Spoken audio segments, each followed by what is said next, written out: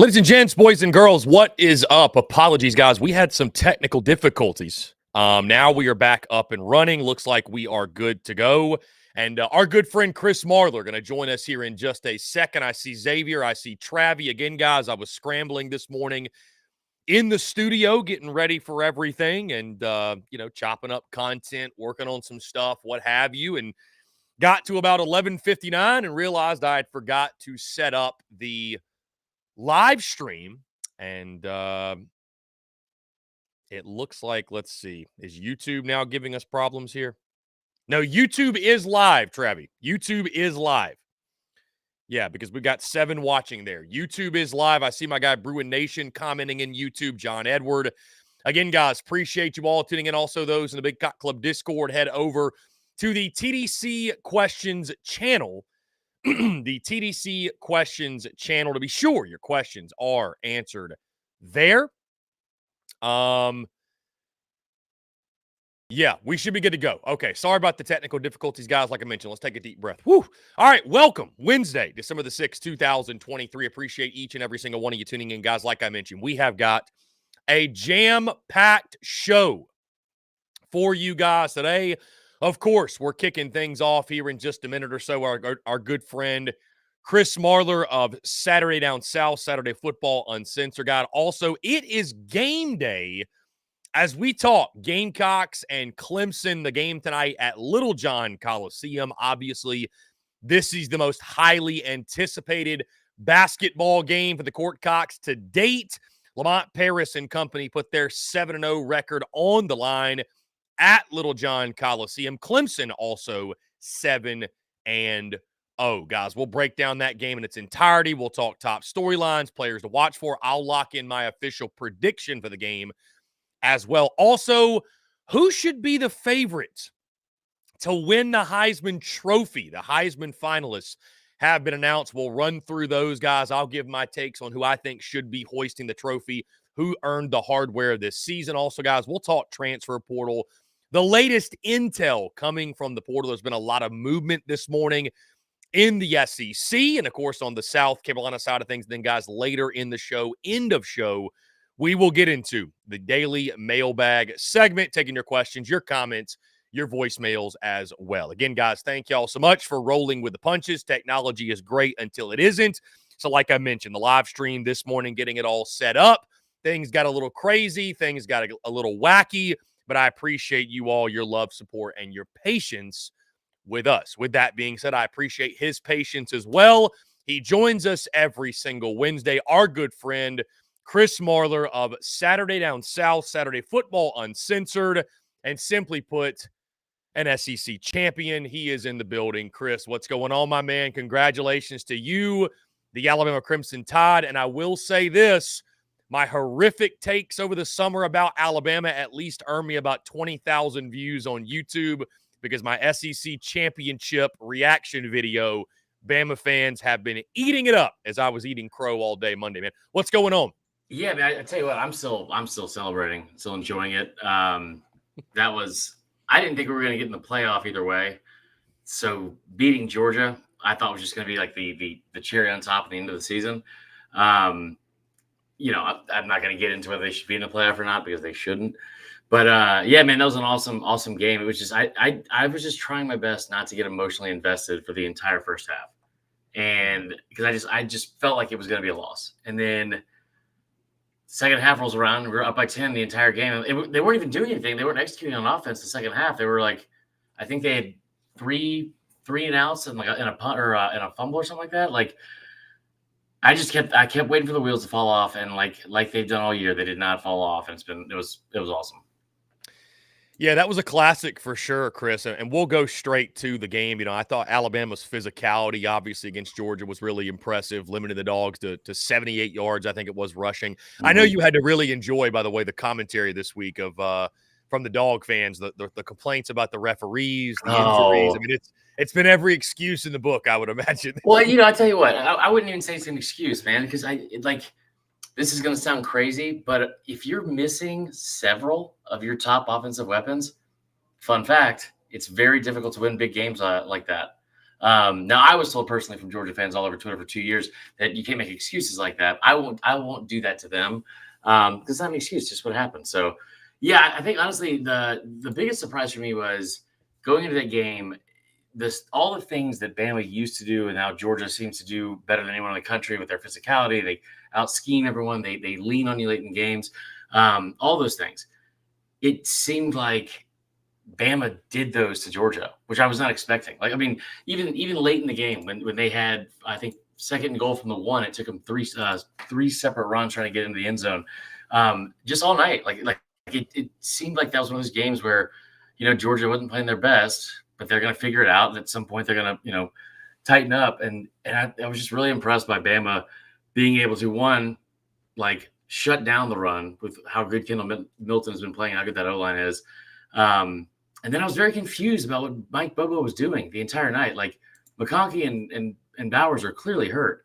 And there's one thing about Georgia that they do better than anyone else in the country. It's distribute the football to their playmakers at the skill positions. Like, every game they have 8, 9, 10 dudes with at least one reception. And you've had guys had like career games this year. Dylan Bell. You got Ra Thomas, you have Dom Lovett. I don't know why they kept rolling those guys out there because they were clearly not 100%.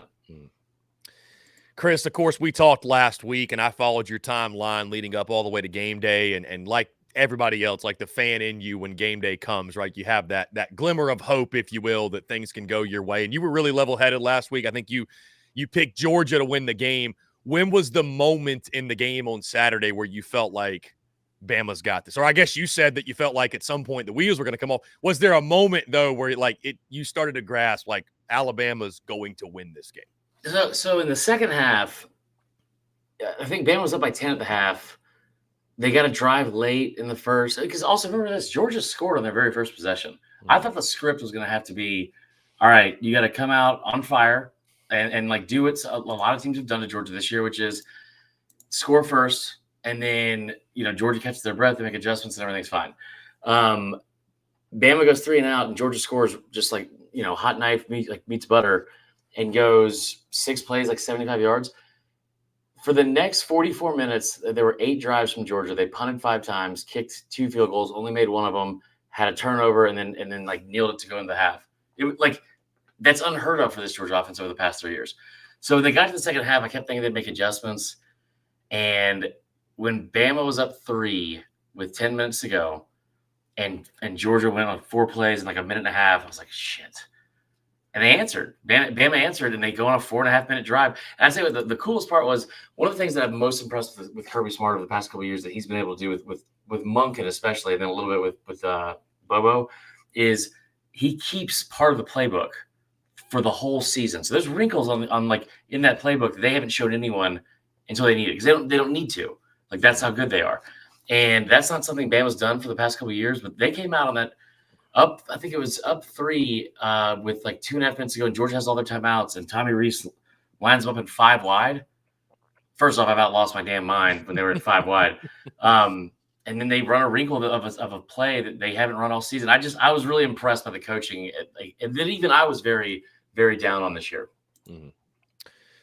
A lot of talk about Jalen Milroe, Chris, this week, and deservedly so. I mean, it's hard to believe this is a guy that got benched earlier in the season for a now lacrosse player in Tyler Buckner. But either way, that did happen. He was fantastic on Saturday. Yeah. I mean, I thought the athleticism of Milroe really stood out, obviously having a player like that. What did you see? What impressed you most from his performance? So the first, again, like early on in that game, Georgia was getting a lot of pressure. They were doing it like directly in his face. And you've seen him struggle with that at times. And they had 2 spies, which I had not seen all year on him. Thought that was really interesting. But, they were only like 3 of 14 on third downs. Like, it wasn't like they had some efficient game or like methodical, like drives when they needed him. And again, they were dialing up some plays that were really, really effective and kept Georgia on their heels. But there was a play, I think, in like the third or fourth quarter. I think it was the third quarter. And you're just trying to keep Georgia away from any momentum. And third down, he scrambles and then sprints up in the pocket, and there's nowhere to go. And at the last second, he just like shovel pass to I think it was Isaiah Bond. and he runs for like 11 yards and gets the first down. They keep the drive going. And you could just tell from the Georgia defense, that was like a little bit of a backbreaker. That's also the kind of intangibles that a lot of people, for the half the season, it was like, he's a running back. He's a running back playing quarterback. And he's a really, really good quarterback. But that was a little bit of like, kind of like a Bryce Young moment there, just with that kind of awareness. So yeah, it was awesome, man. And on that point, Chris, before we get off of this game and talk other things, if you will, you mentioned, and I think you brought this back up, or you like reposted it or whatever, the comment that you had in the preseason about if you're going to dance on the grave, dance lightly. So if you want to expand on that, I mean, again, you forewarned everyone. So I think it was the popular thing to do, to call for everybody wants to call it first, right? You want to be the guy that's like, I told y'all this was the end, this was the demise, this was the downfall, and you just sent a subtle warning, and what do you know? Listen, as you guys saw with the Clemson game, I'm not always 100% accurate with like all my takes. I've had a really good year and done pretty well the last 2 years, but like I just heard about it all off season and all last summer, and I think part of it's because you lost to like an insufferable fan base. Then you lost to an LSU team that's always like a seemingly a massive game, but Bama has owned that series over the past decade or so. And then obviously Georgia wins another national title. And it's like, I honestly, I would question myself sometimes. I was like, am I just being a homer? Like, do I just not want to admit that it's dead or that it's done, or like, like whatever. But there were so many people that were like, just going on and on. And I'm not just saying you, but it was like the 9-3 stuff, 8-4. Ty Richardson from ESPN Arkansas said 7-5.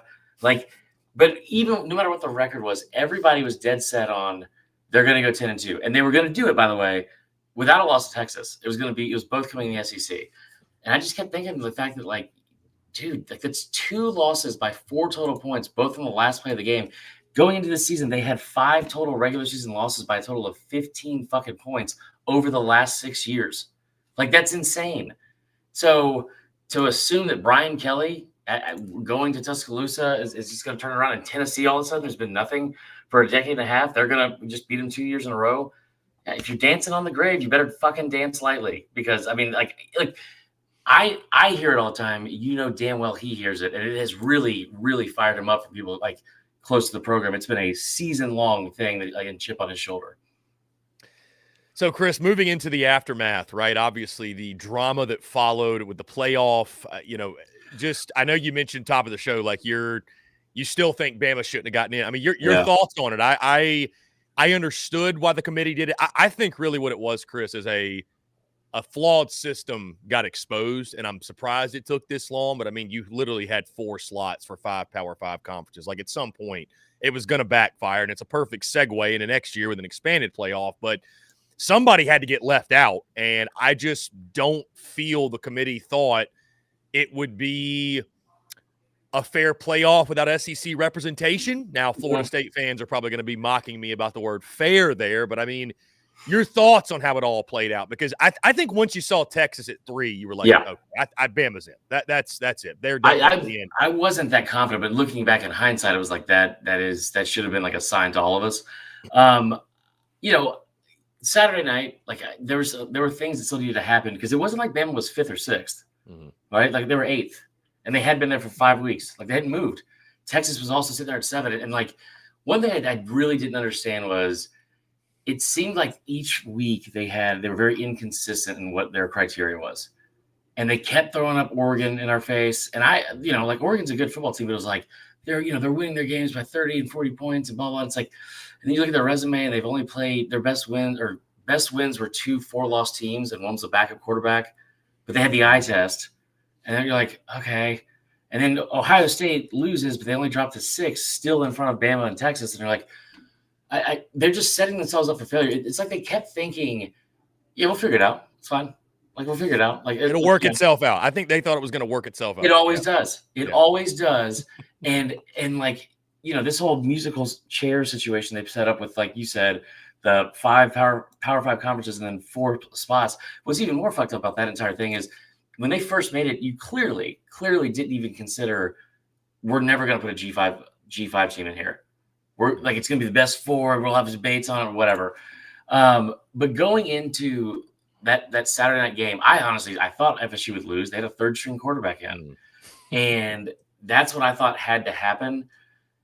And they didn't. They won. And like I just kept thinking, like, dude, they went 13-0, and I want my team to play, and I'm not gonna feel guilty about cheering for Alabama. I'm happy they're in there. But when you look at like what the committee said, especially as a former athlete, you talk about like people busting their ass like all year long, 2-a-days in the off season. Sorry, Mbaloo. All like all off season, like then you get through a 13-game schedule unscathed. Like it's not like their backs were against the wall, but nobody thought they were going to get there. And what's even more fucked up is that they have 18 of the 22 starters on that depth chart at the start of the season were minimum 4-year in the program guys. It was one of the most veteran teams and rosters in the entire country. And you finally get over the hump and you go 13-0. And the committee looked at it and said, hey, listen, we obviously know football a little bit better than you guys. And the 85 people on the roster, that one guy, since he's not going to be able to play, none of you are. And I just think that it's so unfair for that entire team. I don't know what kind of message that sends to the sport and teams in the program. You just said their whole season didn't matter. And, and again, I'm glad that Bama's in, but it's icky, I think is a good way to put it. It's very icky the way it happened. And I mean, I'm somebody that, again, I thought they got it, quote unquote, right. Again, to say it's right, I thought they made the best of it, but it is icky for sure. It's a weird feeling. Looking at the bowl game slate, Chris, really quickly, some people out there will tell you that bowl season doesn't matter. I'm a college football junkie. I can't wait to watch basically all of these games. Yeah. Maybe not Auburn, Maryland, but almost all of them. That's going to be a good one. For sure. No, it is. Outside of Bama, Michigan, because I want to ask you about that one in a second, which of these stand out? I mean, obviously, Georgia, Florida State. I don't know if you just saw, but the Orange Bowl presser for tomorrow got canceled. I don't know really what that means. Oh, God. That's the Who Wants to Be There Less Bowl, I think. Oh, man. I hope they both boycott it. I mean, it sounds like they might. Clemson, Kentucky, two teams. South Carolina played at the end of the season. Missouri, Ohio State. I'm really excited for that one. I mean, it's funny. People will tell you that bowl games don't matter, but I mean, what would a win over Ohio State mean for Mizzou as Drinkwitz continues to build that program? So just, obviously there's more, but when you saw the bowl matchups, what jumped out to you? So that was the first one. Ole Miss Penn State is interesting. Because Penn State is a really, really good defense. Like they suck, and we all are kind of over their shit because they do the same thing every year and go 10-2. But that's a really, really good defense.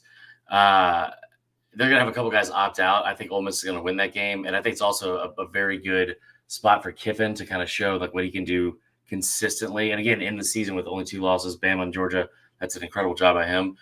The one I'm most excited for is Mizzou, Ohio State. One, because Mizzou's been a great story, and Eli Drinkwitz. I don't know if you remember this. The as soon as he walked up to the podium at media days, the first thing he did was talk shit. The first thing he did was talk about the changing conference and the scheduling and who's going to play who. He's like, I hope we get Arkansas. I hope we keep that rivalry intact. It's been very good for us. We've won 6 of the last 7. He is really, really funny. He's like a nerdy Kiffin, but he also is a competitor, and you can tell after the Tennessee game, he does have a it's not a Napoleon complex, but he's told every day, Mizzou doesn't belong in the SEC. This nerd is not not an elite coach, all these things. You get a chance to play Ohio State with a really, really good Missouri team. And they've already lost 8 kids in the portal, including their starting quarterback. I think it's a really good spot for it as a program builder for Mizzou. And like you said, because for some teams, sure, maybe it wouldn't matter. But for Mizzou, that's a big win. That's a real big win. Yeah, I'm excited to watch that. I'm sure you heard the Drinkwitz comment about Connor Stallions or whatever. Hold on, Connor Stallions is buzzing in. Yeah, it's. I know Gamecock fans they cringe when they have to admit this, but Drink is funny. I mean, I'll give it to him. He's funny. He is funny. Back to the Bama Michigan game. Of course, again, the playoff is set. It's Bama Michigan, and then we've got Texas and Washington. But to Bama Michigan, I think what's so fascinating, Chris, and I posted a clip about this morning, is it's for the college football world, I mean, there's some folks in the SEC that are going to pull for SEC. There's some obviously fan bases that'll pull for Michigan, but it's like on one side you've got the evil empire that is Bama, and people are looking at it like they shouldn't have been in it, should have been FSU. Then the Michigan side, nobody really talked about this except a couple others outside. Like, hey, they cheated, by the way. So it's like pick your poison kind of deal. Like, I think that's a fun storyline in that one. I think that is like, it is so bizarre to me that they were caught cheating this year. I mean, Mizzou one time turned themselves in because they had a tutor who was trying to like blackmail them for like $5,000 or something, because she was going on her own and going rogue and taking the athletes' tests for them without telling them and demanding money for it. They didn't know about it. They turned themselves in. They did all the right things, and they got a 1-year bowl ban. Michigan got a half-year vacation for Harbaugh, and then they became the number 1 overall seed. Like, I just am still in shock that like nobody's mentioning that. I asked this last night to one of my buddies, who's actually a Mizzou guy. Like, it has to be the 2 least likable teams in the country for this year. And he was pretty emphatic about the fact that he thinks that people are going to hate Michigan more. Because, I mean, like, really, like, the way they've handled the whole thing, it's super bizarre. Super bizarre. Like, I mean, like, they played the victim the whole time. So Michigan against the world, right? Jim Harbaugh saying we're America's team, like that crazy chatter. Yeah, I cannot believe that they would like.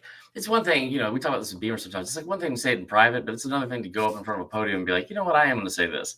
So, and they're a really good football team, but I think that in this very random, weird year, it's like all these crazy things keep happening, and one of those crazy things is apparently people are going to start pulling for Alabama in the national scene, which is not happening a lot. So when you look at the matchup, Chris, again, we'll dive much deeper into this in the coming weeks. But I mean, what was your initial thoughts? It was interesting to see Michigan, their reaction, kind of instead of, I'm sure if they'd have played FSU, I think that reaction might be different. But like, just at first glance, thoughts on the matchup on the field between Bama and Michigan. Yeah, I think that, like really one of the reasons why you want Florida State in, if you're Georgia or Michigan, like going into the final week, because I mean, you would like to have your first step to a national title be against like a team that's not 100%. I think they kind of blew that out of proportion a little bit, but I still love seeing it. Michigan, I did like a quick deep dive just to see like some of their stats and what they do well and all this kind of stuff. Because I've watched a couple of their games, but they haven't played anybody until the last 3 weeks. So I looked up their stats and I put out a graphic about this on SDS. And dude, it was terrifying because it's like 20 different stats, and all of them they rank in like the top 4, 5, or 6 in the country nationally. And it's stuff like all things that are like, calling cards for really elite teams. Like, they have the fewest penalties in America. They lead the country in turnovers. In red zone scoring percentage. They have the number 1, I think, passing defense. They have the number 1 average margin of victory. They have the number 1 scoring defense. Like, across the board, they don't give up big plays. They pound you with the football. They went up against Penn State, who is a good defense, like I said, and they ran the ball 31 straight times down their throat. Like, so, I think they're going to be a lot better than people think. And Bama has struggled at times against the run this year. So I think it'll be a good matchup. But every time we see a Big Ten team get to the playoff, especially when they're matched up in the postseason against the SEC, it's the same shit every year. So, I mean, like, I know that the past doesn't really have anything to do with like this year, but how many times have we seen this movie?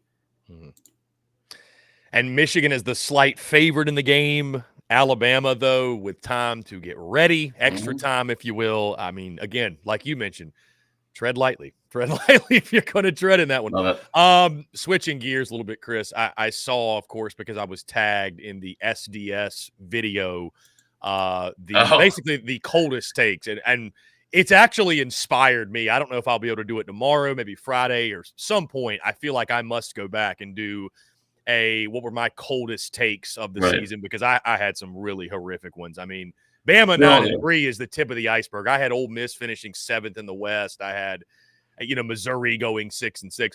It begs the question though, what was your coldest take? Because I don't think I saw you in that video. Oh, this is a good one. I was not convinced that Jaden Daniels was going to be as good as he was last year. I just wasn't, because like we haven't seen LSU. That's why I kept saying like why I wasn't convinced they were going to like win the West, because we haven't seen them stack seasons over the last 10 to 15 years really. And Jaden Daniels is a guy that like he had some really good years at Arizona State, and then he had a year where he had like 10 touchdowns, 10 interceptions, and he was really good in year one. I just didn't know how, and if we were going to see those level of numbers, because it was 28 touchdowns and 3 interceptions. How's he going to repeat that? You know what I mean? Or how's he going to like replicate that the next year? And dude ends up with 50 in less games, by the way, and puts up statistically one of the greatest seasons, really like from an offensive standpoint in SEC history. Like, I mean, like for a while there, he was trending at the same pace with Joe Burrow, and he was so much fun to watch. And I was very wrong about how good he actually was, but I also was like, I was happy to be wrong, because he was probably the most fun player to watch in the entire conference. Do you have a Heisman vote, Chris? I may have asked you this before. No, I don't think no. If you had one, would it be Jaden Daniels? It would be Jaden Daniels. I will say I think that like I like the finalists. I find whatever with Marvin Williams or Marvin Harrison. Whatever.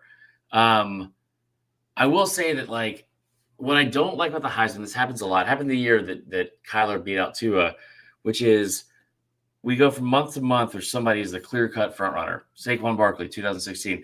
Leonard Fournette in 2015, like his odds were like I think minus 280 or something like that going into the month of November. He wasn't even a finalist. Like Bo Nix was a minus 200, 2-1 odds favorite a week ago before his conference championship game. He had 308 total yards and 3 touchdowns. He is now at plus 15,000 or 1,500, and Jaden Daniels is minus 1,200. Mm-hmm. I still think that's probably accurate and correct. Like Jaden Daniels should win the Heisman, in my opinion. He has almost 1,000 total yards more than both the other quarterbacks. But like, I don't know why it moves so drastically for people and voters like the final week. I just don't get that. Jaden Daniels would also be my pick, which again, we're going to talk about that more on the show later today. Chris, appreciate you. Quick. Yeah, go ahead. If you want to have some fun now that you have some downtime, go to sportsreference.com. And look up the Heisman Trophy, because they have the top 10 finishers for every single one that was ever given. Just go back to like the 60s and 70s and 50s and look at the numbers that they were putting up. There was a finalist that had 7 touchdowns and 26 interceptions. Was it you that posted, or what was it? Who won it back to back? Was it Archie Griffin? That he had 7 touchdowns the next year or something like that? 4 touchdowns, and he won it back to back. Dude, in both years combined, he only had 16 total. Anyway, it's just funny because like, back then, especially with like, they didn't have the same kind of markets and availability to watch all these games. So it's just sports media people who always think we're right. And then like, no, I tell you what, that white running back from Notre Dame is a real game breaker. Like, Jesus, dude. Indeed. Chris, I appreciate you, man, being gracious with your time. Last thing, the transfer portal madness that has ensued all week long, of course, it's hit South Carolina. It's hit a couple other SEC teams. Kentucky just got a quarterback today. Your thoughts, though, on what's taken place this week? I mean, of course, I don't think that's something really that Bama's worrying about right now, or Georgia for that matter. But, just thoughts across college football, the biggest names you've seen, overall reactions. Because, again, it's the wild, wild west, man. And it's – I think for fans, it's made college football less likable, but for folks like us who, love the content and the storylines, like it's obviously it's kind of fun. I got to admit. So, your thoughts on what we've seen? First off, it's so difficult. Like nobody feels sorry for college football coaches because they make millions and millions of dollars, but they've just made it so difficult on them. Like as like career wise, it's like you don't get any downtime at all. You end the season. The portal opens up on Monday. You have early signing day now in 2 weeks, and then you start spring semester. It's like I don't like that, like the way they've paced out the entire sporting calendar for college football. I will say there's gonna be a ton of people in the portal. I think they said the projected numbers like 22% of players overall would probably be in. I think that fans. You're right. Like there's no loyalty. People are going to be upset. And it's like, especially when there's money involved with it. What I don't like most about it is Drankowitz was talking about this like at a touchdown club meeting, which was like the moment the portal opened and they had like, their list of guys they want to go after. they would set up like Zoom meetings to have conversations about it. And he'd be like, they would get on and like just, not wasting a second's time, just like, how much? Like, how much are you gonna give me? That part, good for you, secure the bag, all that kind of stuff. You're talking about quarterbacks that like they already have a higher valuation, so you can make a mill coming out of high school, then make another mill going to another school. And like honestly, Carson Beck asked for $4 million apparently yesterday. I mean, that is not life-changing money necessarily, but it's life like foundation type money. Like you are going to have a very easy start to your 20s. I'll say that. I mean, you think about the Juice Wells situation, Chris, and I mean, it's pretty well known now that Juice Wells sat out the last 3 or 4 games of the season. Now is headed off. It seems like Texas and Tennessee are the favorites to land him. So to be fair, his dad said about 2 weeks ago on Facebook, he was replying to some hater in the comments that you watch, my son's going to tear it up in the SEC next year.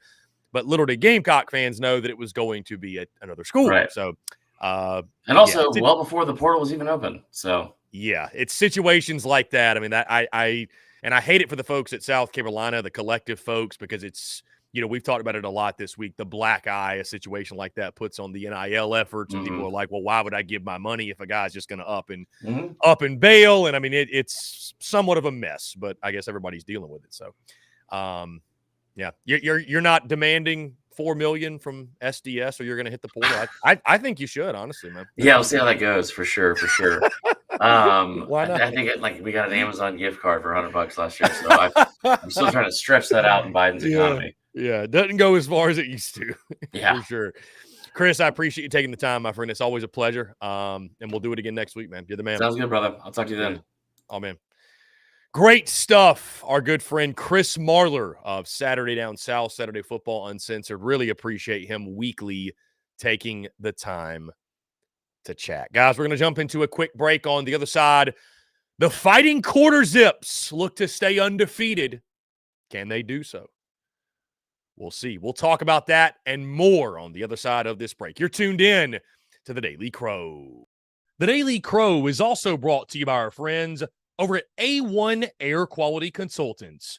Headaches, coughing, running nose while in the office or just in your home. Call A1 Air Quality Consultants to have your air checked today.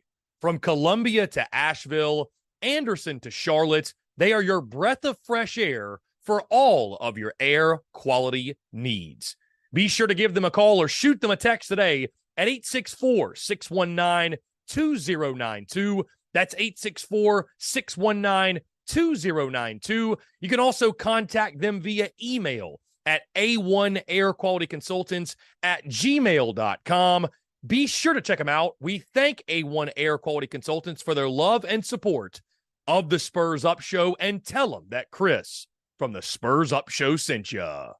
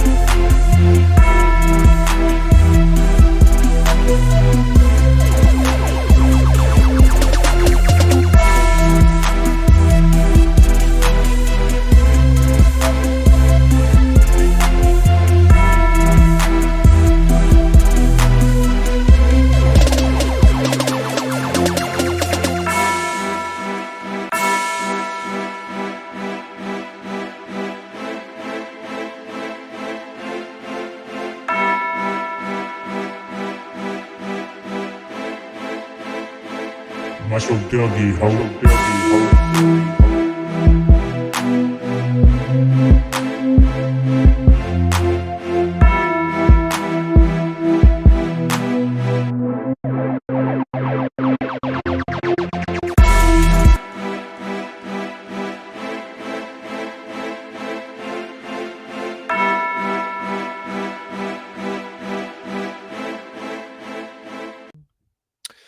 Ladies and gents, boys and girls, we are back here on this Wednesday, December the 6th, 2023. Again, guys, appreciate each and every single one of you tuning in. Thank y'all so much for being patient. Top of the show. We had some technical issues to start, obviously, with the live stream. Things are good now, but again, I want to say thank you to you all.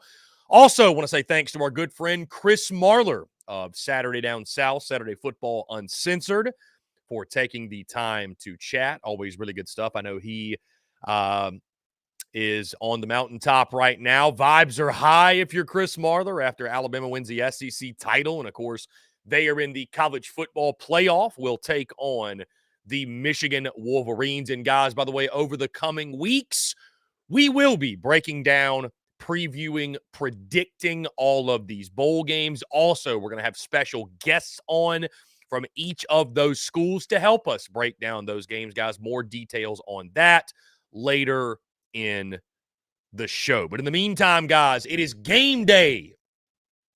The Fighting Quarter Zips, Lamont Paris's team, heads to Little John Coliseum in Clemson, South Carolina, and puts their 7-0 record on the line as they take on the top 25 ranked Clemson Tigers, who were also 7-0, one of the most highly anticipated rivalry game matchups on the hardwood that I think we can all recall in recent memory. Going to be a lot of fun, guys. An 8 o'clock tip on the ACC network. Like I mentioned, Clemson, guys, they are 24th in the latest AP Top 25, a 7-0 record.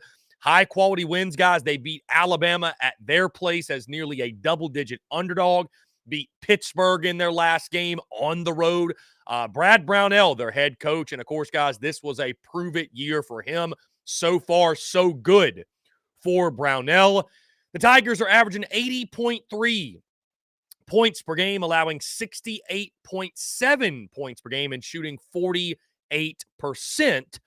from the field. So Clemson has been an offensive juggernaut. They play a high-tempo, up-tempo style of offense, and they outscore you, and that's the way they have been winning games. Guys, as we move into top storylines, things I'm most excited for, what I'm most looking forward to in this ball game. Again, this is the best matchup on the hardwood since when, guys? When's the last time the matchup was this anticipated, right? Both teams at this point in the season undefeated. I think I saw a stat, guys. This is the first time since past the third or fourth game in the season that both of these teams have been undefeated when they've met. Certainly, guys, like last year, I think the teams were 2-0 or something like that. They've been 2-0 or 3-0 or what have you. But it's the first time to this point that both sides are undefeated, and both sides have really high hopes and really high expectations as well. Also, guys, let's just call it for what it is, right? The basketball rivalry, and even baseball, but certainly the basketball rivalry, it takes a back seat to what happens on the gridiron, right? No matter who wins or loses this game, if South Carolina wins this game, it's not going to erase the memory of what happened just a week and a half or so ago when Clemson won at Williams-Brice Stadium. Same thing as if last year, if Clemson had won at Colonial Life Arena, it would not have taken away or made the sting any less of the Gamecocks' 31-30 win at Memorial Stadium. That being said, though, it still means a lot. These are two fan bases that I still believe. Some folks will debate, some folks will argue, but they love their college basketball. They love their respective teams, and I don't care what it is. I don't care if it's men's basketball, women's basketball, football, baseball, cornhole, golf, ping pong. I don't care what sport it is. When you get South Carolina and Clemson in a matchup, it's always a ton of fun, and I expect more of the same tonight. You know the intensity will be through the roof in this one. Guys, when you look at this game for South Carolina, fairly or unfairly, there's probably a lot of folks out there, right? A lot of folks tuned in right now. A lot of folks hearing the sound of my voice. You're a diehard, right? You tune in every single game.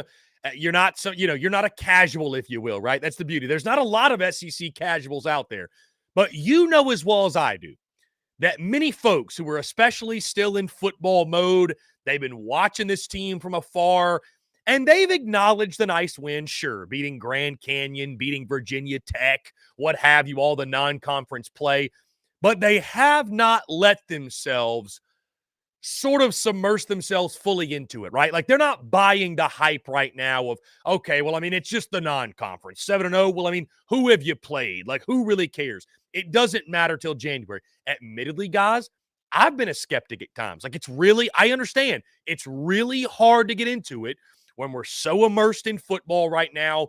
Football's still going on, right? It's like, okay, you're beating up on these little teams, so be it, whatever. I mean, look at the rest of the December slate after this game, by the way. You've got like Florida A&M, Elon, like nothing really jumps out. So this is a game. I say all that to say this. This is a game, and this is a game, fairly or unfairly, that a lot of fans are going to look at and say, okay, are you for real? You beat Clemson, a top 25 Clemson team, at their place. I think all of a sudden you see the hype and the excitement and the energy around Gamecocks basketball. I think you're going to see it increase. If you want to call it jumping on the bandwagon, whatever it might be, but I think you're going to see it's going to be like a new level. Like, okay, this win is different than the others. The others were nice, but this win is different. Again, fairly or unfairly, South Carolina loses this game, and you're going to see Lamont Paris's team get written off. Again, I'm not telling you that's right, that's wrong, what have you. I'm just recognizing that that's probably going to happen. There's a lot of folks out there that are still kind of sort of wait and see. Like, and this is a big test tonight for South Carolina to prove they're for real. So again, fairly or unfairly, there's going to be a lot of folks that maybe tonight, this is actually their first time tuning in all season long. Gamecocks basketball has the opportunity to show folks, hey, this hasn't been because it's weak competition. It hasn't been smoke and mirrors. This thing is for real in year 2 of the Lamont Paris era. Guys, big question I have in this game. Can South Carolina rely on the 3 ball? I think, guys, we all know the Gamecocks, they are best when they are making their threes, made a school record 18 in their last game. South Carolina is shooting 40.2% from three-point range. Get this, Clemson, 234th in three-point defense. So the matchup there heavily favors South Carolina. You need your guys on the outside like Studi, Michi Johnson, Talon Cooper to get hot early and often and make things happen from beyond the arc. Guys, the matchup down low is another big one to watch. How does BJ Mack fare? Obviously, PJ Hall is the big-time playmaker for Clemson. They've got size, and Ian Schifflin also as well down low. That matchup down low is one a lot of folks are talking about going into this game. Who is the more physical basketball team when it comes to on the boards, on the glass, getting rebounds, getting second chance points, what have you. And finally, guys, before we get into the players to watch for Clemson, my final thought, my final storyline, if you will, going into this game is this. What would a win mean for Lamont Paris's program in year 2 of his tenure to go on the road to Clemson, right? You already beat Clemson last year on that shot from Chico Carter, an incredible win, right? Did it mean a whole lot in the grand scheme of the season? Not necessarily, but still, it's always good to beat your rival. What would a win mean in year 2 of Lamont Paris's program? Not just getting a win over your rival. That's big in itself. A top 25 win over your rival. Also, it would mean South Carolina would move to 8-0 with a game against East Carolina upcoming, a game that'll be challenging. But guys, after that, again, you've got like Florida A&M, Elon, somebody else, I can't even recall, but like the non-conference schedule works out in such a way that if you beat Clemson I think it's realistic to assume and expect and to think that South Carolina guys could finish non-conference play undefeated. And there's not a soul out there that would not have signed up for that. So there's a lot of the line guys beating your rival, going back-to-back on the hardwood, beating your rival. That's big in itself, but getting a top 25 win, getting a quad 1 win is what you would expect this will be. A lot of good can come from a victory tonight. And also, guys, overcoming the odds. You're an 8.5-point underdog in this game. First true road game of the season for Lamont Paris's team would be huge to get the win at Littlejohn Coliseum. Guys, let's move into Clemson players to watch for. Guys, you should keep an eye on. First, guys, of course, we already mentioned him. We'll start with P.J. Hall. Fantastic player for the Tigers, 21.4 points per game, 7.7 rebounds per game. He's a 42% three-point shooter. He is truly the leader of this Tigers basketball team, guys. Also, Joseph Girard III, averaging 14.7 points per game.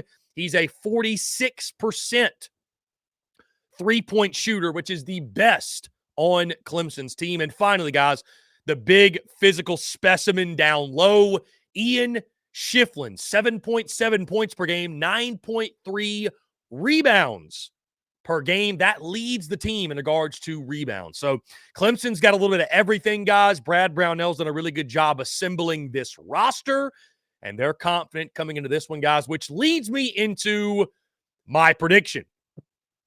South Carolina and Clemson, both these teams feel like they've got a lot to prove, especially the Gamecocks. You look at Clemson's resume right now, some really impressive wins. That win at Alabama, one of the best, I think, early on in this college basketball season. They were 8 or 9 point underdogs, and they won that game straight up, then beat Pittsburgh in their last game. Meanwhile, South Carolina, what an opportunity for Lamont Paris, for this program, for them to show, hey, it's not just the schedule. Like, we are this good, right? We have made strides, and all of a sudden, guys, we agreed in the preseason, right, that you made the NIT this year.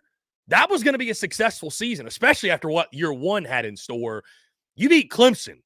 The path just continues to clear for the NIT and maybe even more than that. Right now, guys, South Carolina would be the first 4 out, but guess what? You keep winning, and that bubble, your chances keep getting better and better.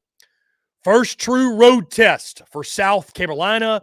Clemson has been red hot. South Carolina has been red hot. Something has to give.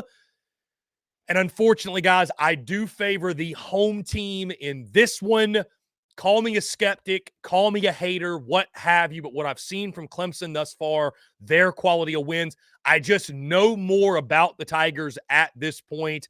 I think they will win the battle when it comes to physicality on the boards. I think being at home will be enough to give Clemson the edge. Guys, lock me in. I've got Tigers 84, South Carolina 79. I think the Gamecocks will cover the spread. They've covered the spread this season, guys, in every game but one this season. I think they'll do that again, but I've got Clemson eking out a really close win on their home floor again. I've got Tigers 84, Gamecocks 79.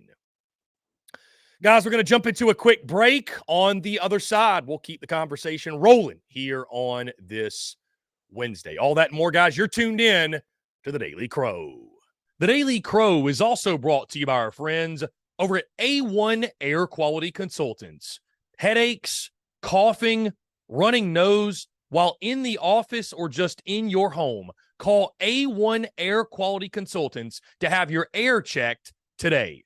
From Columbia to Asheville, Anderson to Charlotte, they are your breath of fresh air for all of your air quality needs. Be sure to give them a call or shoot them a text today at 864-619-2092. That's 864-619-2092. You can also contact them via email at a1airqualityconsultants@gmail.com. Be sure to check them out. We thank A1 Air Quality Consultants for their love and support of the Spurs Up Show, and tell them that Chris from the Spurs Up Show sent ya.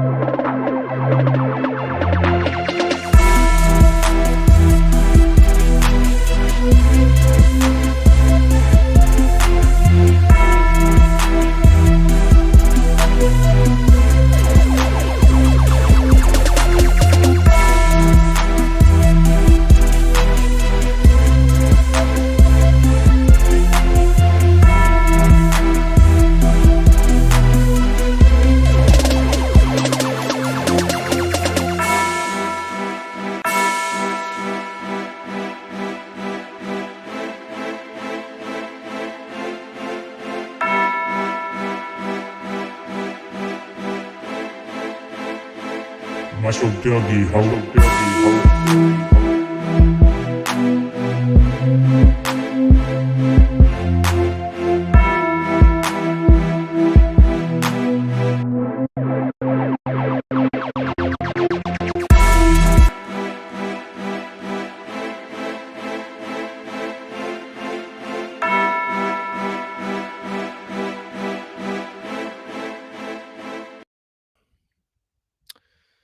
Okay, ladies and gents, boys and girls, we are back here on this Wednesday, December the 6th, 2023, and we have some breaking news, some news that did not expect to get today.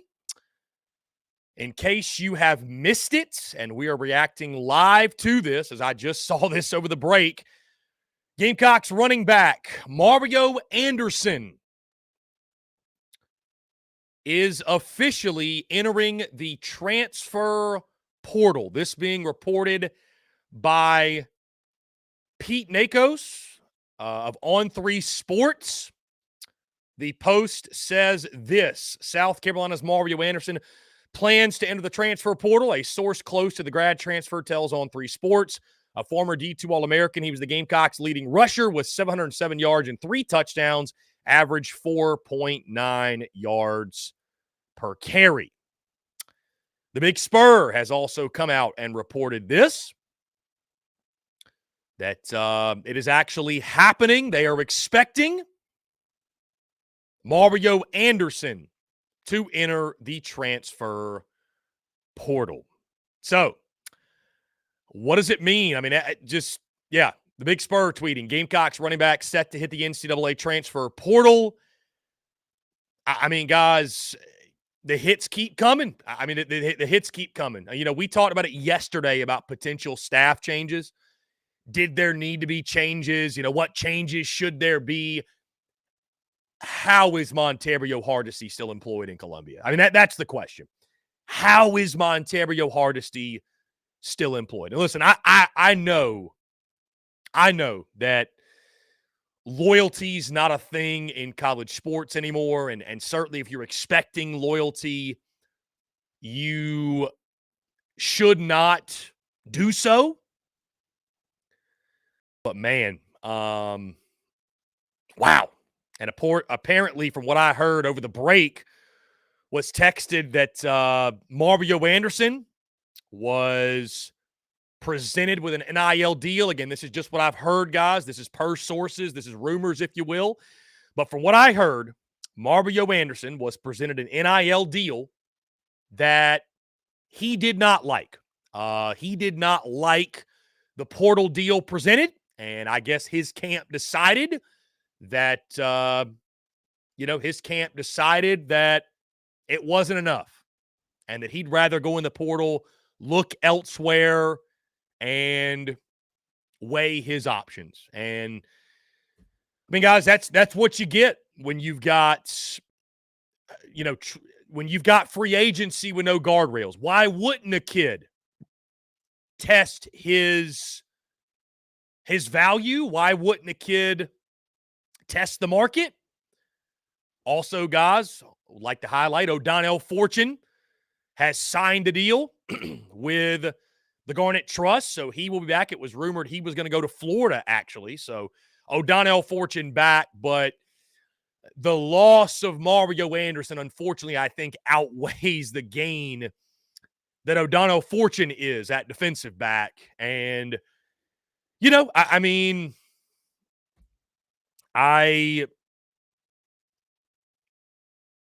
did see this morning. I didn't really know what it meant at the time, but we did see that Mario Anderson had signed a deal with Peterson Sports Management. Welcome to the family at Mario Anderson Jr. It's up from here. Let's shock the world.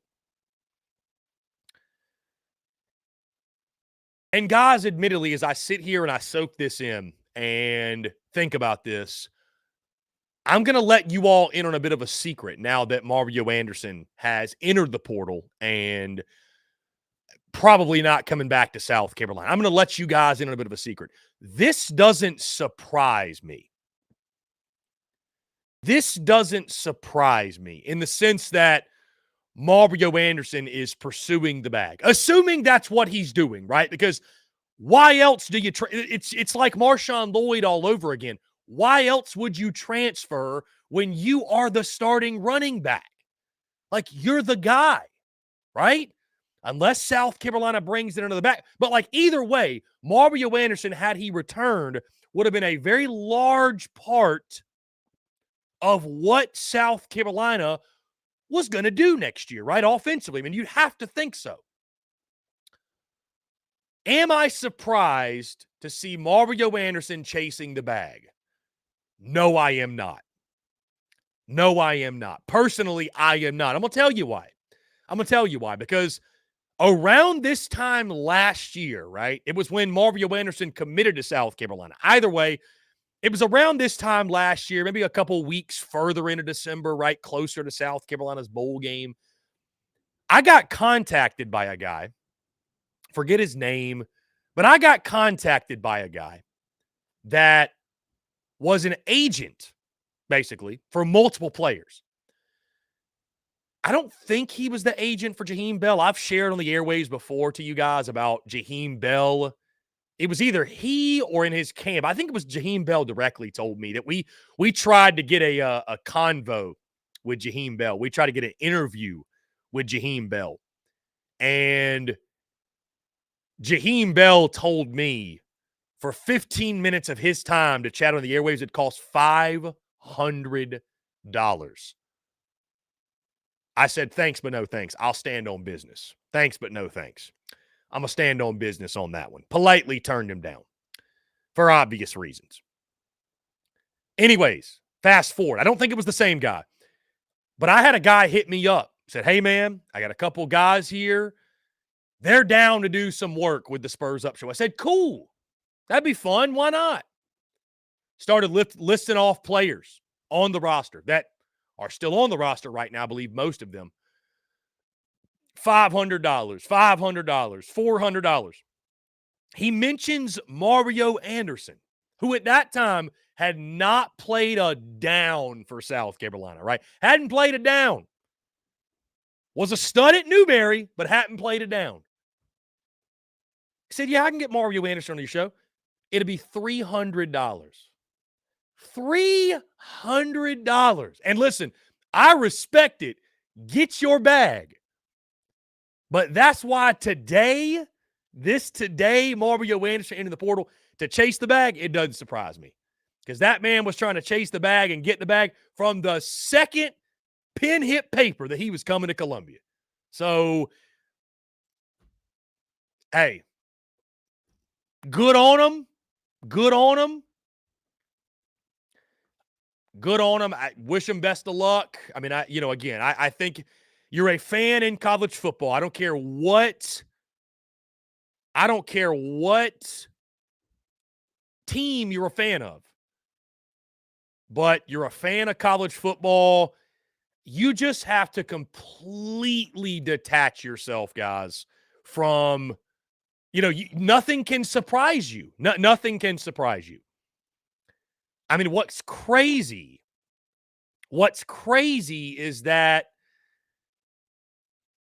this guy was in D2. I mean, all due respect, are there a ton of schools beating down his door for his services? I mean, maybe I'm just clueless. I mean, Mario Anderson was solid for Carolina. Don't get me wrong, but I don't care. Like, the system's the system.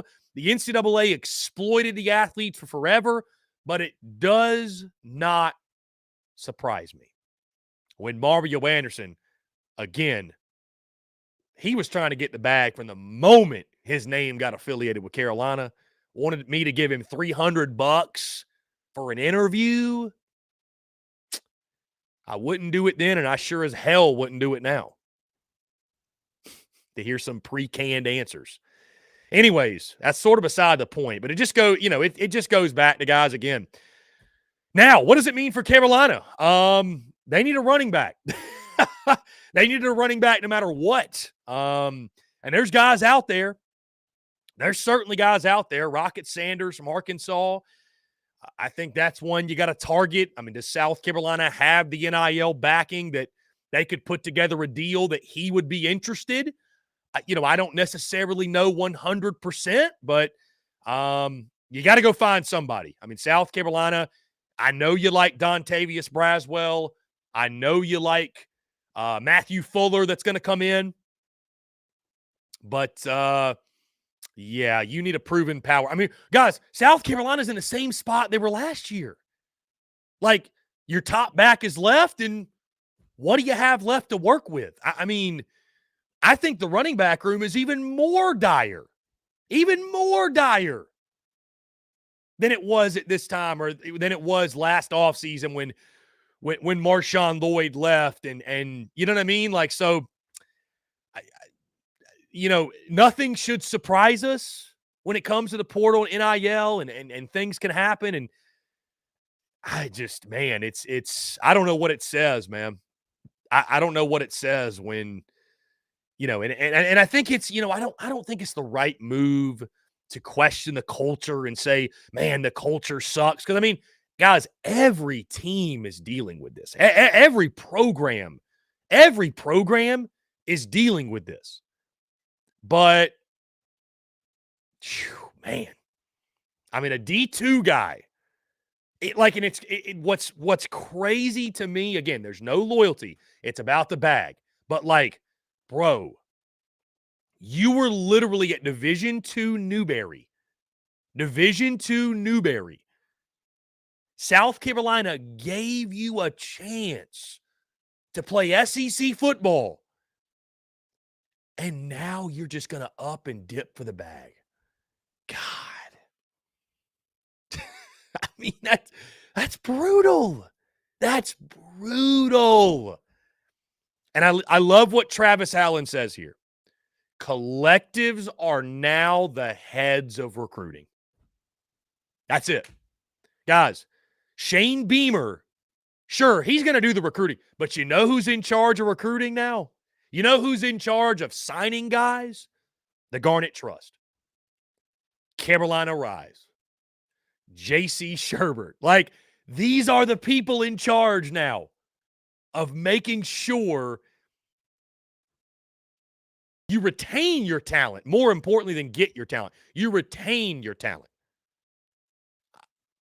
So, I mean, listen, do I think, look, and I'll say this, do I think South Carolina can replace Mario Anderson? Yes. Mario Anderson, for the offensive line he had and what the offense was, did Mario Anderson do a good job? I mean, he ran for 700 yards. I'd say he did a good job. Do I think Mario Anderson's an all-SEC back? No, I don't. I think South Carolina, I think there are other guys out there they can go get. But, I mean, guys, it's just another example of, I mean, dude, you just never know. I mean, you just never know when it comes to the portal. You never know. Guys can just up and leave and, so, I don't know, man. I see a lot of reactions taking place right now. It's just crazy. It's just crazy. It's just crazy, man. So, in case you missed it, Mario Anderson is out, reportedly hitting the transfer portal, and South Carolina will now look for a replacement or a couple of replacements at the running back position. It feels like time is a flat circle. It feels like deja vu. Gamecocks lose their top rusher. We'll go into the portal to find help. Where have we heard that before? Oh, yeah, this time last year. Crazy, man. The portal giveth, the portal taketh. And that's just the state of college football. Guys, we're going to jump into a quick break on the other side. I tried to get this one in yesterday. I'm getting it in today. We're going to talk about the Heisman Trophy. I'm going to list the finalists, my favorite. Then we'll get into your questions, your comments, and your voicemails here on a jam-packed Wednesday edition of TDC. All that and more, guys, on the side. You're tuned in to the Daily Crow. The Daily Crow is also brought to you by our friends over at A1 Air Quality Consultants. Headaches, coughing, running nose while in the office or just in your home. Call A1 Air Quality Consultants to have your air checked today. From Columbia to Asheville, Anderson to Charlotte, they are your breath of fresh air for all of your air quality needs. Be sure to give them a call or shoot them a text today at 864-619-2092. That's 864-619-2092. You can also contact them via email at a1airqualityconsultants@gmail.com. Be sure to check them out. We thank A1 Air Quality Consultants for their love and support of the Spurs Up Show, and tell them that Chris from the Spurs Up Show sent ya.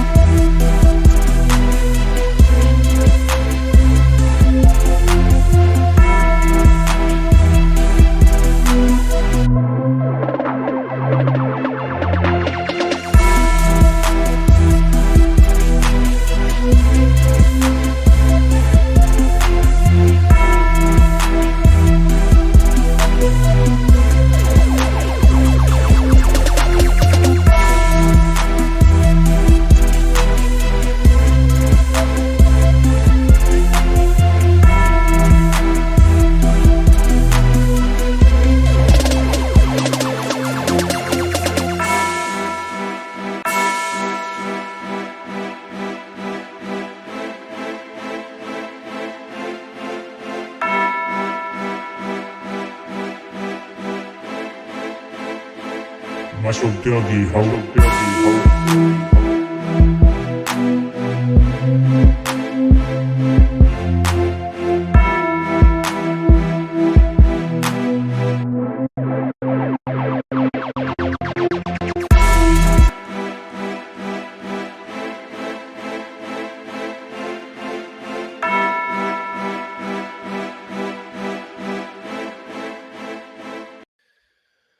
Ladies and gents, boys and girls, we are back here on this Wednesday, hump day, if you will. Man, what a day. South Carolina, guys, I was just thinking about this over the break, and I'm going to save this. I'm going to post this at some point today. But do you realize now, guys, do you realize the Gamecocks are going to now be replacing, heading into 2024, going to be replacing their top passer, rusher, and receiver, all heading into next season in what's going to be a pivotal year for Shane Beamer. I do not envy his current standing right now. It just tough, guys. I'm going to read this text really quickly. The person who sent it to me is requesting I do. Let's be honest here. The guys South Carolina's lost are dead weight. Wasn't going to help the team at all outside of Juice Wells. Sky isn't falling, just making room for the players that could possibly help. Who knows, to be honest. Losing Mario isn't a big loss. Honestly, he's not a 1 or 2 SEC back. Can't find a team in the SEC that he could have started on this season. Mario's easily replaceable. So, do you agree? Do you disagree? What have you, guys? Really quickly, guys, we're going to talk Heisman Trophy. The Heisman finalists were released a couple days ago. I want to get into this and who I think should win the Heisman Trophy. The 4 finalists, in case you missed this, from LSU, Jaden Daniels. From Washington, Michael Penix Jr. From Oregon, Bo Nix. And from Ohio State, Marvin Harrison Jr. Marvin Harrison Jr., the only non-quarterback, the wide receiver out of OSU. Nix, Penix Jr., and Daniels, of course, are quarterbacks as we look at the numbers, guys.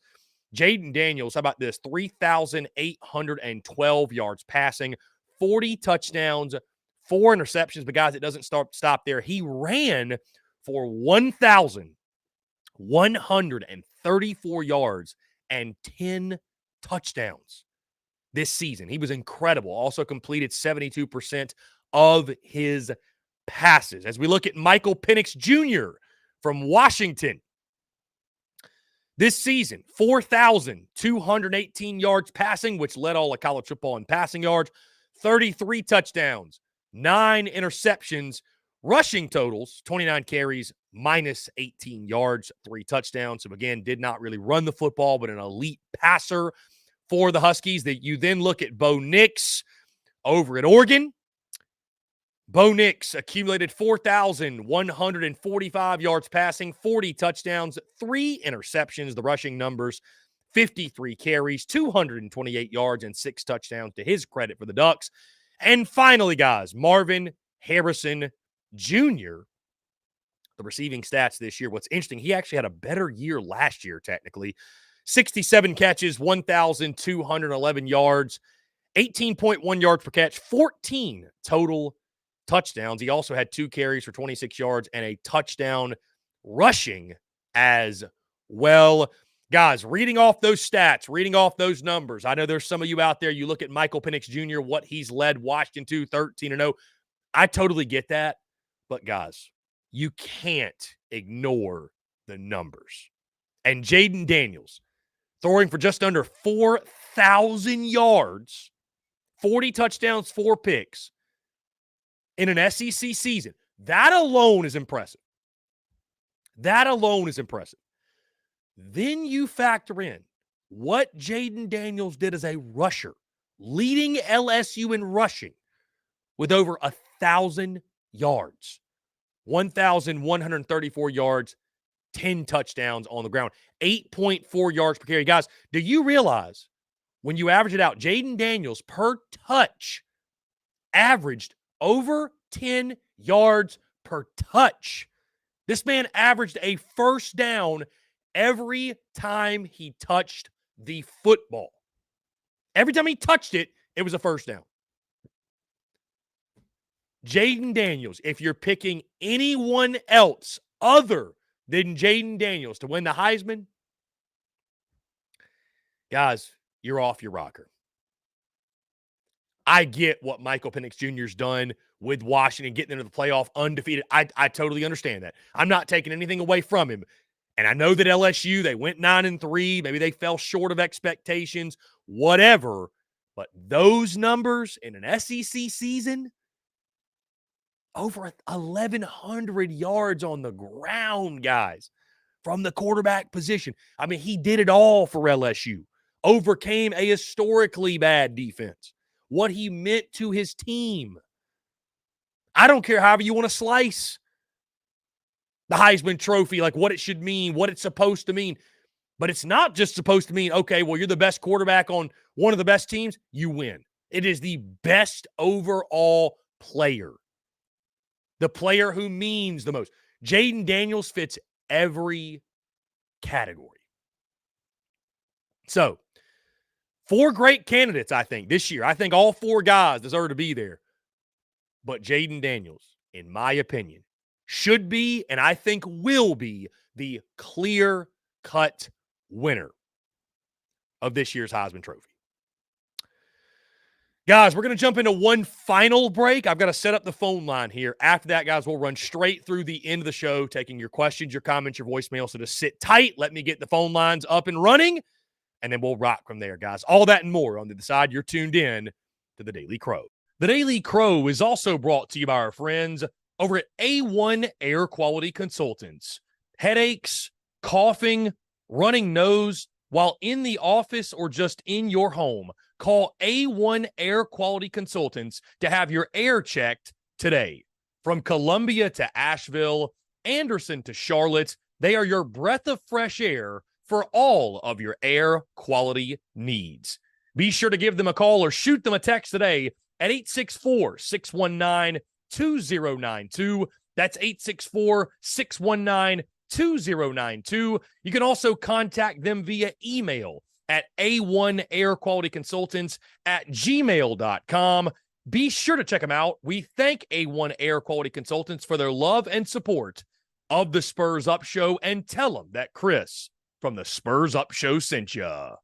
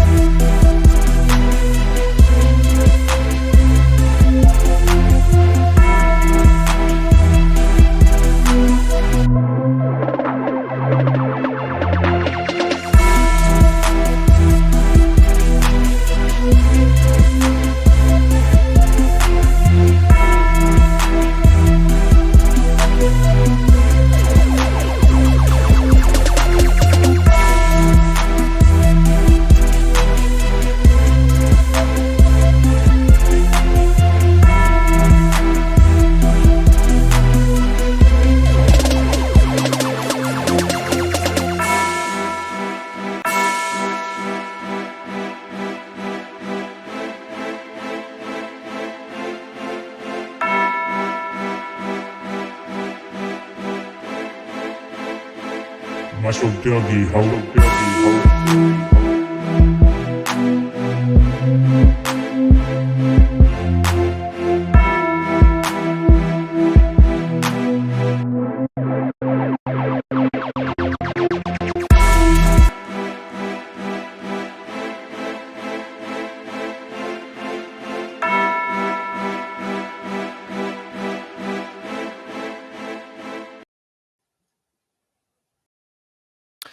Ladies and gents, boys and girls, we are back here on this Wednesday, December the 6th, 2023. Hope you're all doing well. Appreciate each and every single one of you tuning in.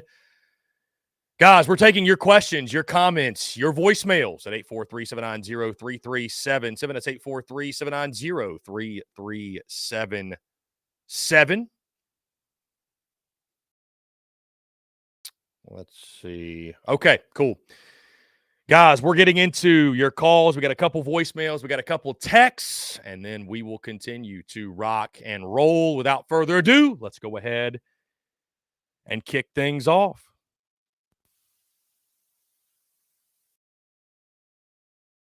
Probably turning on the volume would be a good idea. All right, without further ado, let's kick things off. Hey, Chris, have you heard anything about the KZ Adams kid from Georgia State? I know he didn't get a lot of playing time this year. He was behind a really good running back up at Georgia State. I was wondering if South Carolina might have jumped in and give the kid an opportunity, maybe get him in and see if he wants to play. I think he was a really good football player in high school. And also, Juice Wells' father, when he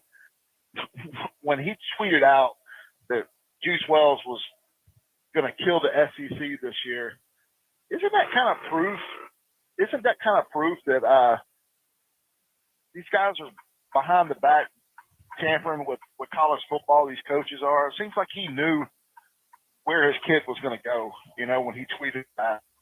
I don't know, but his dad, the tweets he got is kind of a behind the back fuck you to South Carolina fans, I just hate it. But anyways, take care. Appreciate your show, man. Appreciate the voicemail, my friend. Yeah, the Juice Wells stuff is messy, no doubt. It's messy. And such a weird ordeal. Such a weird ordeal, honestly, man. It's nothing surprises me, but yeah. He did say he was going to play in the SEC. He was going to tear up the SEC. Did not say that it was going to be at South Carolina. So forgot to mention that. Also, back to the Georgia State kid, Casey Adams. I have no idea the Georgia State kid. I have no idea if they've looked at him or what the deal is there. But, yeah, certainly South Carolina needs to go out and get a couple running backs. Here we go, guys. Let's keep it moving here. Yes, I want to know why Georgia won 29 games and lost one game by 3 points, and they're not in the playoffs. Do you really believe Michigan State, Washington, or Texas could whoop Georgia? Please answer that. Thank you. Appreciate it, caller. Great question. I mean, listen, do I think Georgia is one of the best 4 teams in college football? Yes. Yes, I do. Should they have been in the playoff? Not necessarily, but again, that goes back to a flawed system and a broken system, and why I'm so glad we are getting the expanded playoff. I'm really happy that we are getting the expanded playoff, and because I think Georgia is one of the best 4. Guys, we'll keep it moving here. Yeah, how you doing today? This is Randy from Georgia. I'm so disappointed in the Dogs, but I still think they should have been the 4th in there, and Alabama the 3rd, and the other 2 the same. Yeah, leave out Florida State, but they're going to show what it's like when they play Georgia in the bowl game. Thank you. Bye. Randy from Georgia, I appreciate the call, my friend. And, I think the Dogs neither team is thrilled about being there, but you think about the mental psyche of Florida State. And I trust it's nothing against Mike Norvell, but in that situation, I trust Kirby Smart and his coaching staff a lot more to get their guys up off the mat and to play inspired and to care, right, than I do anybody else. So I would agree with you, Randy. I think Georgia's in a good spot to show that FSU, and that's going to be unfortunate. I think that's the wrong take to say that what happens in the bowl game, that'll show that FSU's no good. I mean, guys, it's a crapshoot what takes place in these bowl games either way. How many guys from Florida State are going to opt out? It's going to be a shell of itself when it comes to the team. That being said, though, I trust the Dogs in that game. We got a text. Texter says, it's D-Pack, the engine guy from Georgia. I love your show. Appreciate you, man. Texter says, okay, cool. That's all we got on the text line. Guys, you can text in 843-790-3377. This is the daily mailbag segment, taking your questions, your comments, your voicemails, 843-790-3377. That is 843-790-3377. Appreciate each and every single one of you. In case you missed the big news today, Mario Anderson hitting the transfer portal. I mean, Ruben Nation says, guys, it's going to be okay. I just donated $10,000 of joy to the Garnet Trust. At least South Carolina still has joy. Ruben Nation, if you're living a miserable existence, that's on you, and you need to fix that. Let's see. Daddy O, gotta love the name on the front of the jersey, not on the back from now on. I'd agree with you 100%, Daddy O. Yeah, I'd agree 100%. Yeah, I mean it's Daddy O. It's a business. It's a business. You have to look at it as a business. It's nothing personal. You take all the personal feelings out of it. It's a business. At the end of the day, it's a business. I mean, you have to look at South Carolina and college football and college sports like you look at your pro teams. Like, again, it's a business, which is why I don't get the folks that freak out when you say something critical about their favorite athlete or their favorite coach. It's like it's a business, man. Like to keep using the whole, they're just kids thing and you can't say anything. They're student athletes. Like, give it a break, man.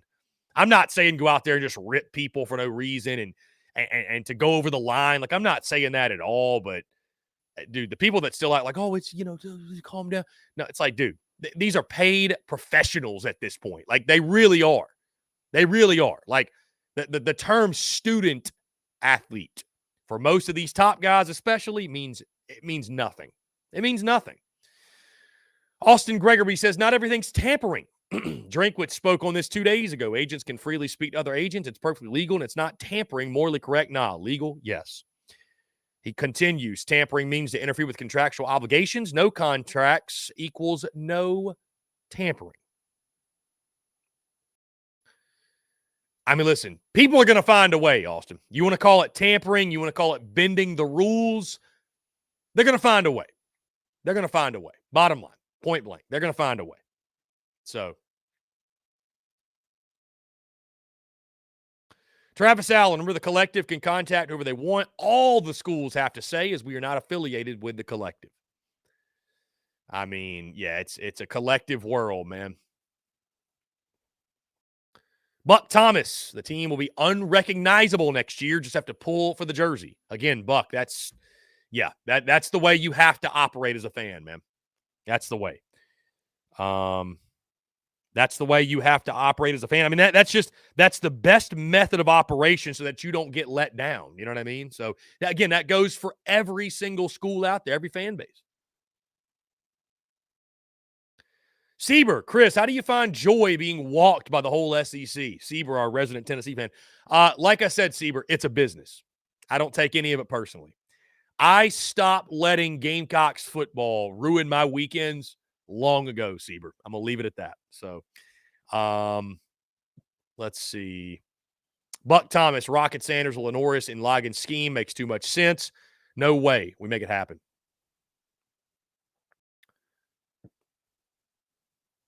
Let's see. Daddy go. Alma maters don't mean anything anymore. Billy Cotton, ruining not only football, it's ruining education on players making this money just to play football. Billy Cotton, the education is out the window, man. They don't care. They don't care. Brian Dean, Chris, can you build a playoff team through the portal? Ask Florida State. Brian, ask Ole Miss. Can you build a team out of the portal? Yeah. The question, Brian, you should be asking is, does South Carolina have the financial backing to build a team out of the portal? I don't know that the answer is yes to that question.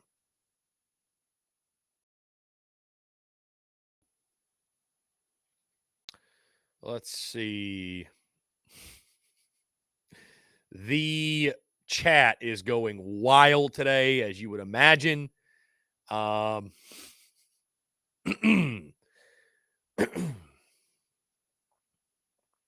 Will Collins says faith in Beamer slipping in the locker room with kids wanting to play in the college football playoff. Do you think that's what's happening? I mean,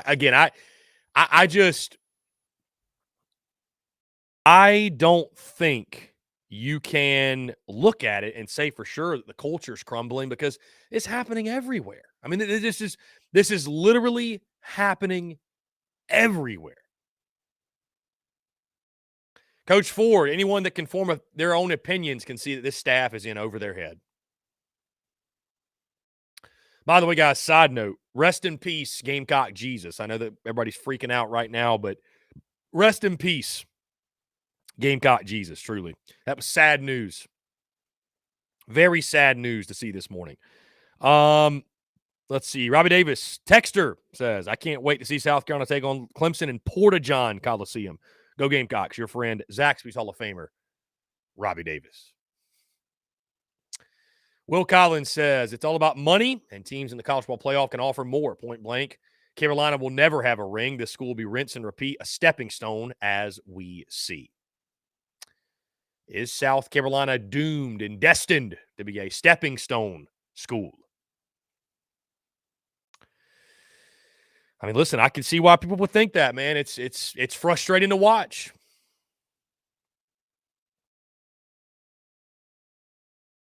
Skyland Davis says that Rocket Sanders is going to UK. Billy Cotton says going to be lucky to win 3 games next year. Beamer hasn't done a damn thing yet with the portal. Need running back, offensive line, and receivers. Coach Ford says this needs to be disconnected from the universities. Let's have private owners of these farm league teams give scholarships to kids that want to pursue higher education. Travis says, can't win like this. Will Collins, it's not about education. It's about money. Again, guys, just taking all of your comments. You can call in if you'd like to be part of the show, 843-790-3377. Leave us a voicemail, and you can be a part of the show as we continue to react to everything. Bruin Nation says, tell Robbie to donate that Zaxby's check. It's NIL. Gavin, does the NCAA need to put a cap on how much money players can make? Well, Gavin, think about this. Let's say you have a son. He's in the college game. Do you want somebody to tell him how much he can make? I mean, good luck with that. Good luck. That ain't happening. Good luck with that. Let's see. Didi Short. Money over playing time is a thing now. Get paid to sit out, then just bounce from bag to bag.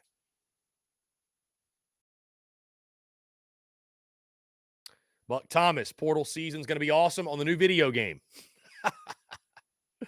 Ken says, losing Mario is a huge hit. I mean, it's not great. It's not great to have to replace your starting passer, rusher, and receiver all in the same year. It's not great. It's not great. Could be better. Here we go, guys. Going to jump back to the voicemail line.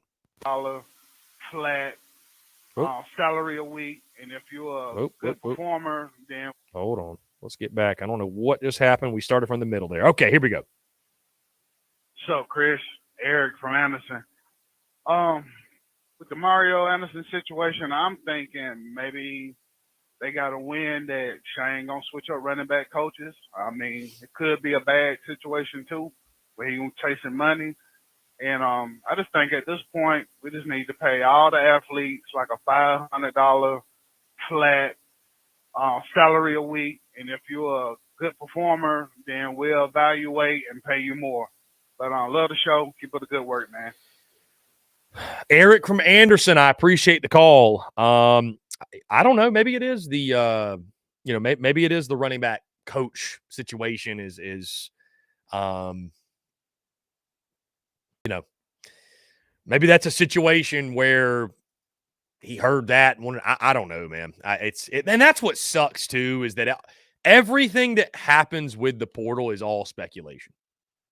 Everything that takes place with the portal is all speculation. Nobody comes out, says anything that's actually really firm and set, right? So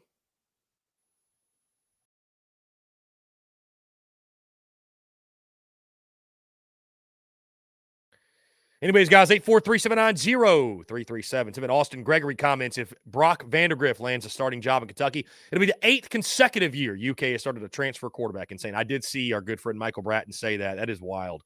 Andy Usher, losing Mario was huge because there ain't a backfield without him. Who's out there to get, and why couldn't Beamer keep this guy? I have no idea. Listen, man, I have no idea. I understand where college football is. Nothing shocks me. Like I told you guys, I mean, last year around this time, Mario Anderson hadn't played a snap at Carolina, and he wanted $300 for an interview for 15 minutes or whatever time. So I'm not totally shocked that he's focused on the bag and getting paid, but man, like it is wild that you think about that a D2 guy that you gave an opportunity to play at the SEC level is like, thanks, appreciate it, I'm out. Like, that's crazy. That's crazy. It's crazy, man. Austin Gregory, I think we should do away with the one free transfer rule. If you start in 4 or more games in any given season, the free one transfer rule should not apply to you. Personal opinion. Austin, I'm good with one free transfer. I think outside of that, I think there's got to be some penalties in place, mainly because, like, I'm thinking about the coaches. Like, we can't have just open free agency every year, man. Like, the life of a coach is brutal now. It's brutal. Absolutely brutal. Brian Deans, I think we get Chaney from Miami. I mean, that'd be big. That'd be big for sure. Yeah. That'd be big.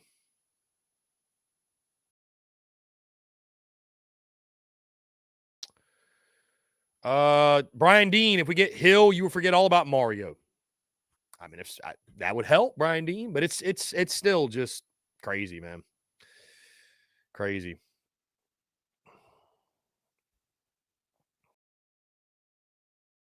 Mars Standing says, the honeymoon phase is over for Beamer. It's either put up or shut up and stop trying to be the player's friend and coach.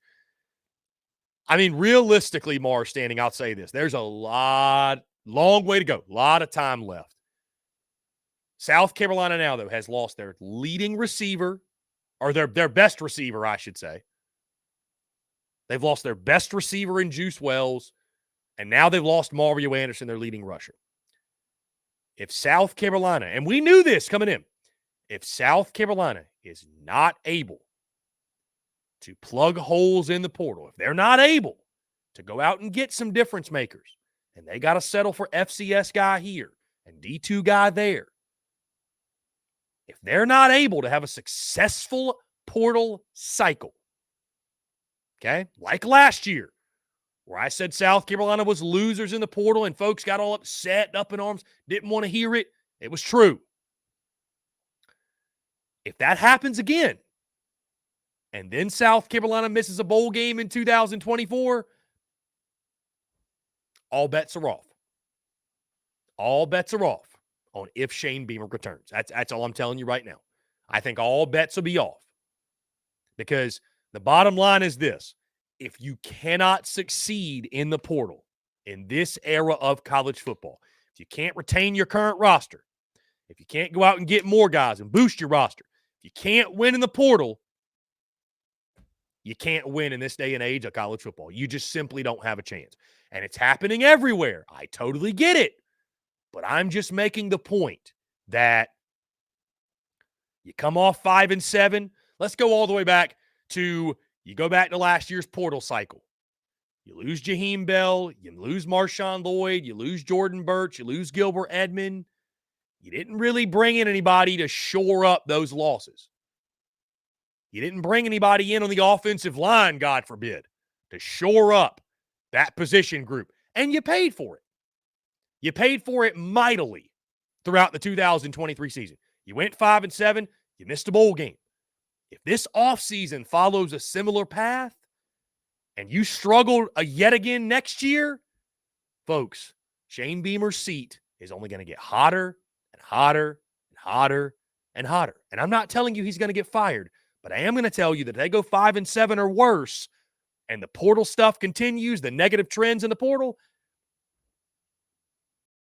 you better get comfortable with being uncomfortable, because there's going to be folks calling for his job.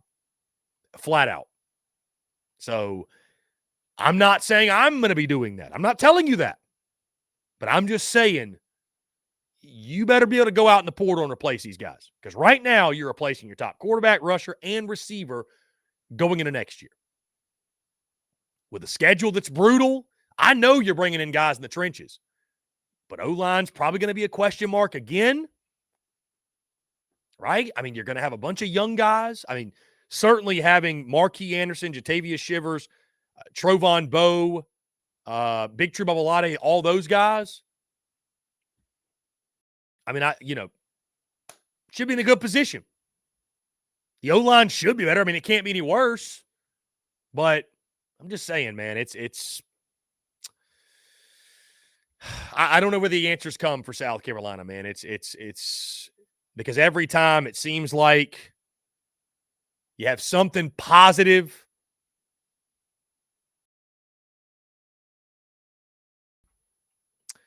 How about on the baseball side of things?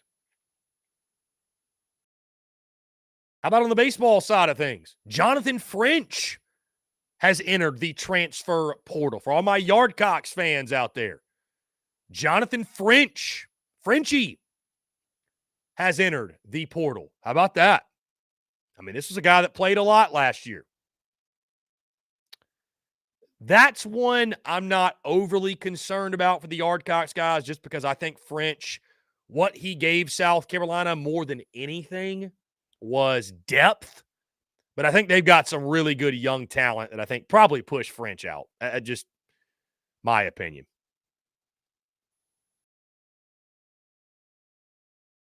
So,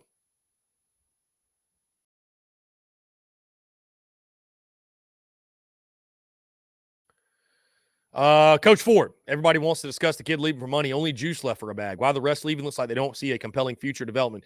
Coach Ford, Mario Anderson was going to be your starting running back probably. Coach Ford, I think he's probably either, hey, maybe he's getting some bad advice, Coach Ford. A lot of kids get bad advice.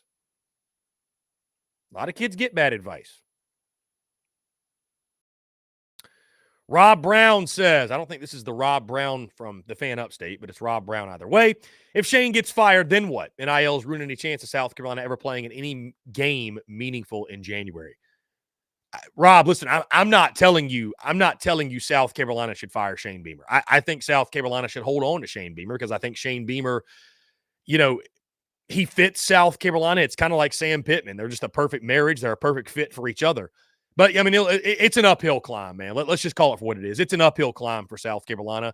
Portal and NIL, I think, was viewed as something when it first happened, like, oh, man, this is just another way for us to get players and for us to compete. Where when in reality, it's another way for South Carolina to lose players. And unfortunately, it's another thing the Gamecocks have to overcome. It's just another thing South Carolina has to overcome. Find a way to overcome. I mean, you've heard it from J.C. Sherbert. You've heard it from others about the reality of the NIL situation, that they're not in a great spot. It's tough, man. Really, really tough. Really, really tough. I mean, Cat Shack says this. How possible is it for USC to move to the ACC? Just not sure how sustained success will be possible in the SEC, especially with Texas and OU coming in. Cat Shack, if you think there's even remotely a chance that would happen, no way. Nah, with the money in the SEC, hell no. Hell no. Bro, even if I could guarantee, even if you could guarantee that South Carolina was going to win 9 games a year, like, the school would not do it because it is about business. It's not about personal. It is about business. It is about making business decisions and the business of making a lot of money from being in the SEC. So the school will never do it. The school would never do it. Ever, ever, ever. Texter says, adapt, adjust, and overcome. Adapt, adjust, and overcome. For sure. Guys, I mean, again, we're only in day 3. We're only in day 3 of the transfer portal.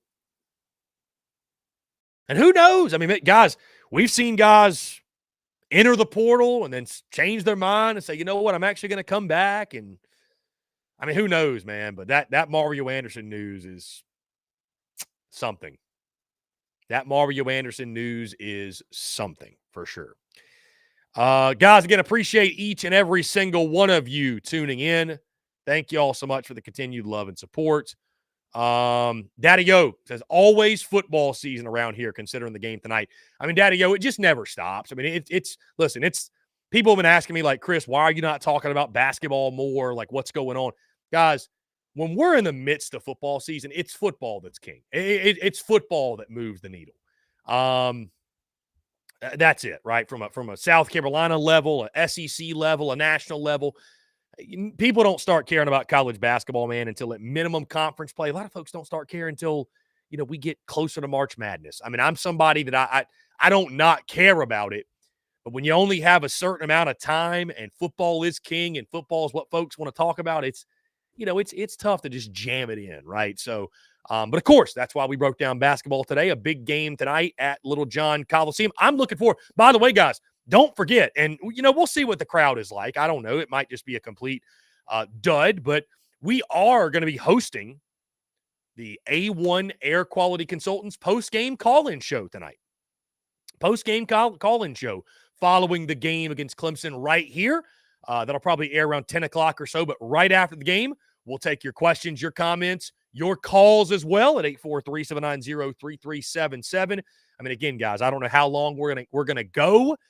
I don't expect it'll be as long as a football call-in show, but either way, we will be talking about the game, reacting to everything, breaking it down, all that good stuff. Guys, appreciate you all tuning in. Make sure, hey, you're watching us on YouTube. Be sure you hit that subscribe button, hit that bell icon so you get notifications when we go live, when we drop new video content as well. Also, guys, check out the podcast at The Spurs Up Show, iTunes, Spotify, Google Podcasts, wherever you get your podcast. And stay tuned to social media content bleeding out of the eyeballs. Guys, appreciate you all tuning in. Thank you all so much. Have a great rest of your Wednesday, and we will talk to you all tomorrow.